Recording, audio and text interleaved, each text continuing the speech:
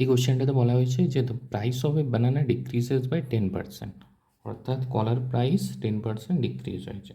তাহলে আমি ধরে নিচ্ছি, প্রথমে ধরো প্রাইসটা হচ্ছে 100 টাকা, ক্লিয়ার? তাহলে 10% যদি ডিক্রিজ করে, তাহলে 10% ডিক্রিজ করলে প্রাইসটা এখন হয়ে যাবে 90 টাকা, ক্লিয়ার? এরপর নেক্সট কোশ্চেন বলেছে দেখো, and then increases by 25%, find the percentage increases the price. এরপরই 90%-এর উপর কিন্তু 25% ইনক্রিজ করছে। তাহলে 90% থেকে বা 90 টাকার থেকে, 90 টাকা থেকে যদি আমি 25% ইনক্রিজ করাই, তাহলে আমার ইকুয়েশানটা আসবে এরকম, ক্লিয়ার? এখানে শুধু একটা জিরো কেটে দাও, আর কোনো কাটার দরকার নেই, কারণ আমার পয়েন্টে নিয়ে যেতে সুবিধা হবে। তাহলে এইটা দেখো, যদি আমি 125-এর সাথে 9 মাল্টিপ্লাই করি, তাহলে কত হবে?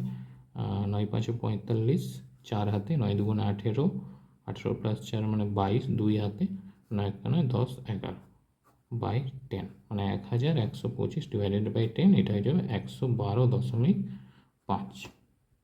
এবার দেখো প্রথমে প্রাইস কত ছিল, এইটা 100 টাকা, এখন প্রাইস কত হলো? 112.5। তাহলে ডিফারেন্স কত হচ্ছে বা প্রাইস ইনক্রিজ কত হলো না, এটা থেকে এটা যদি মাইনাস করো তাহলে 12.5 টাকা।